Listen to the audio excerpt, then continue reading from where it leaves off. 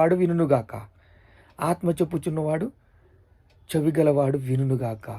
దేవుడు ప్రతిసారి మనకి కృపను అనుగ్రహించాడండి, ప్రేమను అనుగ్రహించాడండి, దయను అనుగ్రహించాడండి. ప్రతి సందేశంలో నీతి నీతి నీతి, యేసు రక్తము యేసు రక్తము, యేసుక్రీస్తు మనల్ని విడుదలిచ్చాడు.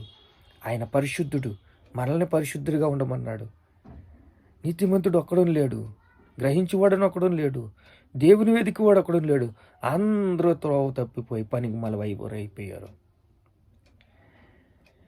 మనమందరూ కూడా ఆత్మను బట్టి విత్తితే నిత్య జీవం పంట కోస్తాం. శరీరం బట్టి విత్తితే క్షయము అని పంట కోస్తాం. క్షయము అంటే నాశనము, అక్షయము అంటే మహిమతో నింపబడటం. శాంతి అంటే మంచితనము, అశాంతి అంటే శాపము. అశాంతి, అసమాధానం రా బాబు, వీడు మారడరా బాబు అంటారు. ఎందుకు అలాగా అంటే దేవుని మాట వినాలి, దేవుని భయం మన హృదయంలో ఉండాలి. నాలుకతో మోసము చెయ్యుదురు, వారి పెదవుల కింద సర్ప విషం ఉన్నది, వారి నోటి నిండా శపించుటకు పగలు ఉన్నవి, రక్తము చిందుచుటకు వారి పాదములు పరిగెత్తుచున్నవి, నాశనము కష్టము వారి మార్గంలో ఉన్నవి, శాంతి మార్గము వారి ఎరగరు. ఆత్మను బట్టి విత్తువాడు నిత్య జీవం పంటకు వస్తాడు. శరీరం బట్టి విత్తువాడు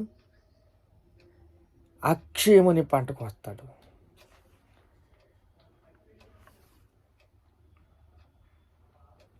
ఆత్మను బట్టి విత్తువాడు సంతోషంగా ఉంటాడు.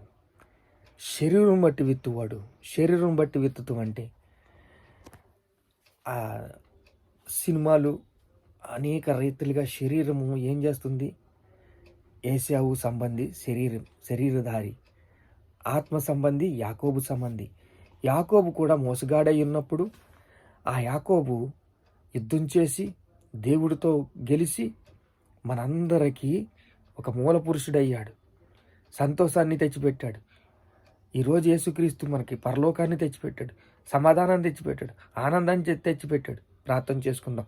మహాపరిశుద్ధుడు అయిన తండ్రి, జీవం గల దేవా, యేసయ్య మీకు స్తోత్రాలు స్తోత్రాలు స్తోత్రాలు. ఆత్మను బట్టి విత్తువాడు నిత్య జీవం పంట కోయినన్నావు తండ్రి. అది మేలు చెయ్యుట ఎందు విసుకక ఉంటే మనము అలియక మేలు చేసి తగిన కాలమందు పంట కోతమన్నావు తండ్రి. అయ్యా మీకు స్తోత్రాలు స్తోత్రాలు స్తోత్రాలు స్తోత్రాలు. మా ప్రార్థన విన్నావు తండ్రి, మమ్మల్ని బలపరిచేవు తండ్రి, సందేశం ద్వారా మమ్మల్ని స్థిరపరిచేవు తండ్రి.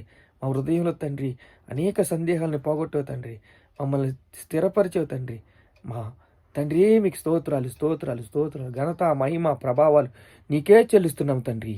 ఆమేన్.